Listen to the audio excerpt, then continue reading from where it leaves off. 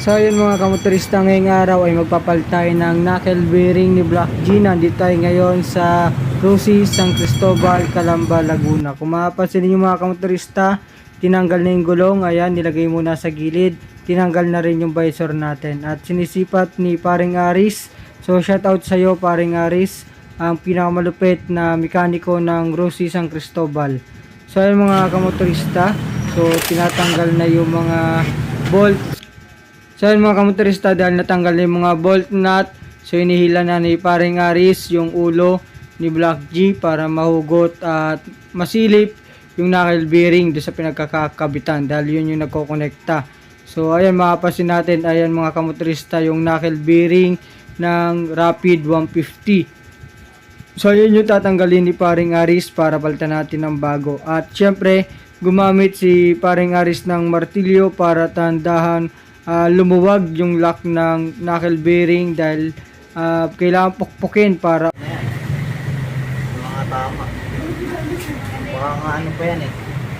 Mga alon-alon lang pagka buo pa yung bearing. ay nakita na pala yung bearing. Ito pala yung bearing, no. Tuyun-tuyo na. Basag-basag na yung knuckle bearing yata. Buo pa naman. Ano lang, may alon-alon lang. Puro kalawang na after 2 years ngayon mapapalitan.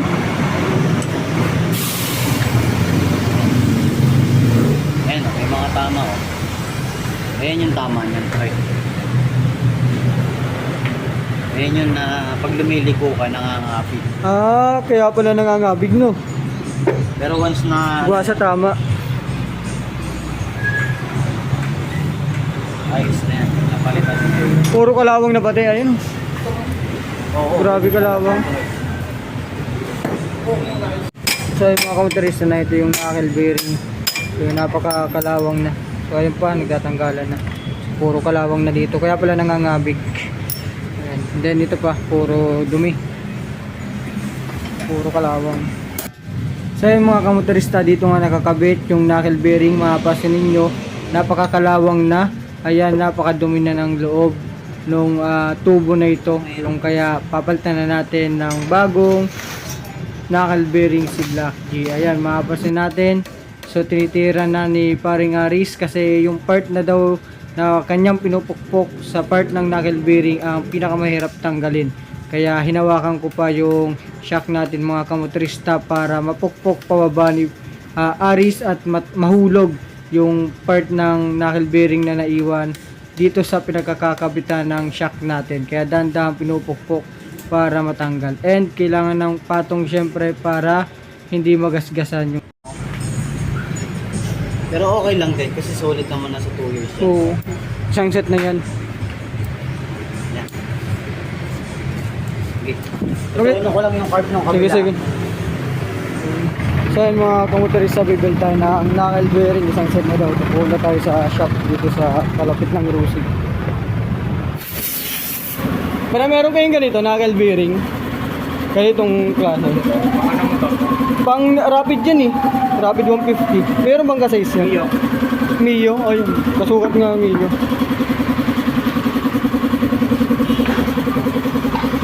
But sa brake shoe, anong kasukat nun? Mio din daw. Mio din? Meron kayo dyan? Tapos pare brake shoe. Brake shoe? Oo. Ang Mio rin kuya. Oo. Magkano yung boss? 250 lang. 250, sige boss.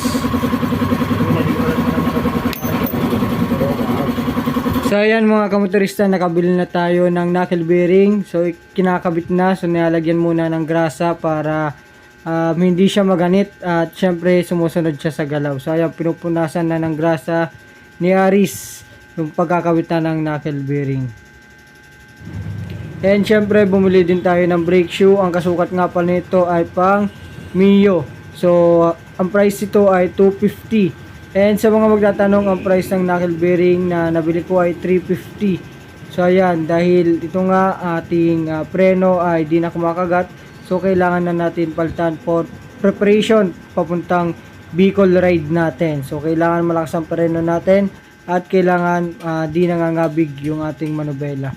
So So ayun mga kamotorista, so nilulubog na yung part ng knuckle bearing ni Aris. So may pinupukpok pa sa ilalim kasi ilalagay na o ilalapat na yung bagong knuckle bearing ni Black. So ayan mga kamotorista, yung part na to na lalagyan ng sasalpakan ng ating shock ay lalagyan din syempre ng grasa para hindi siya maganit din and sumusunod sa galaw ng manubela.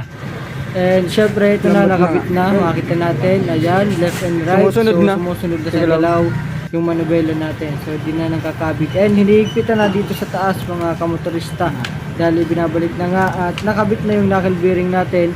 So sinasalpak naman ngayon para makabit na yung ating ayan, yung gulong and yung preno syempre sa unahan. So sinasalpak na ni Aris.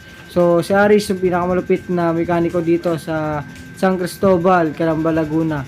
So ayan. So ayan mga kamotorista, ito naman ang kinakalas yung sa likod natin sa part ng shock kasi papalitan natin ng shoe brake yung likod natin. So ito naman ang kinakalas and ayan, tinatanggal na yung mga bolt para isalpak na mamaya ang ating brake shoe na bago.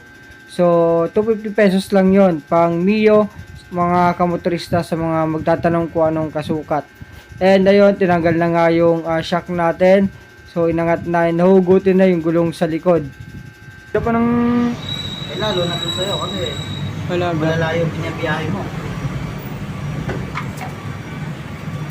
Wala na pala pre. Pud na nga. Ito. January ko yung pinalit eh. Nakailang long ride na ako simula nung January. Pangasinan loop lang eh. Pangasinan, Bataan, Tarlac. Grabe ang daan dun. Lalo, grabe daan sa Bulacan. Ay, ano yung lubak-lubak? Ito ba't nilalagyan ng grasa para sirain yung mags nito eh. Yung alin? Para hindi mo stack up. Stack up eh.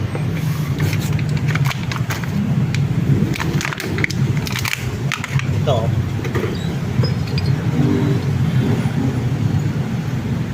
Ayan, babawas pa konti. Makapal. Pero Try mo nga. natin. Mukha hindi na. Tapos ito.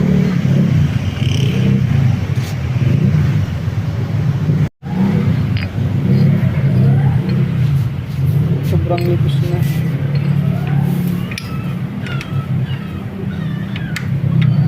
Ayan, pre. Alisin pa. Kaya alisin ba? Oo, ayan. Ito, yung kumakalang. Ayan. Okay na yung pasok. Okay na rin sa baba. Ito, alisin mo to. Iga-grinder yan. Oo. Wala na, lumalambot pala itong mga kamotorista oh. Para siyang kahoy. Yung nagbabaklasan.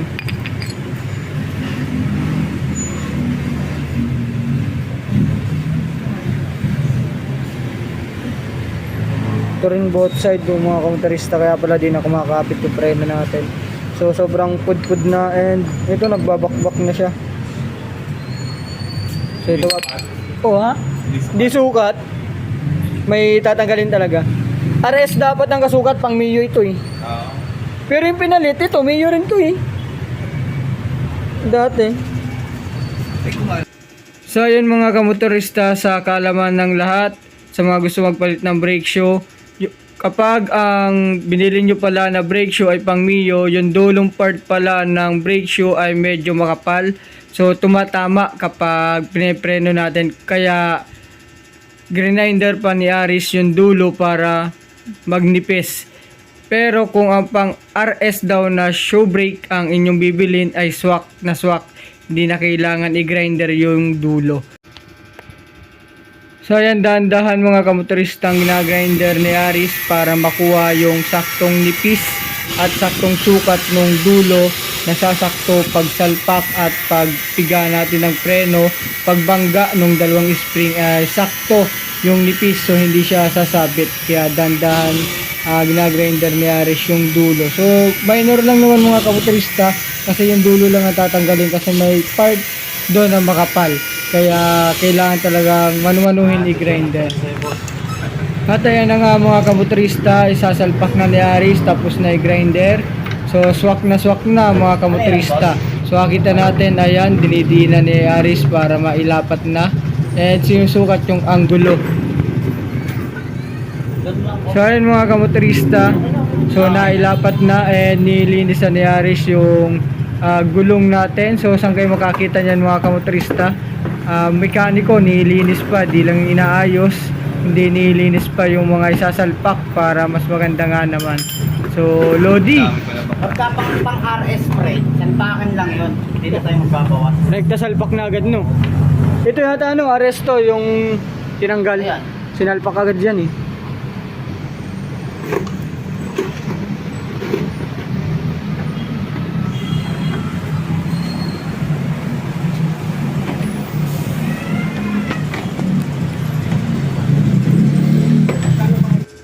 So ayan mga kamotorista, binabalik na yung tambutso dahil nailapat na yung ating brake shoe. So dito na lang mga kamotorista, so laging tatandaan, mahabang buhay at ride safe. At huwag kalimutan mag-follow at mag-subscribe sa aking YouTube channel. So mahabang buhay at ride safe.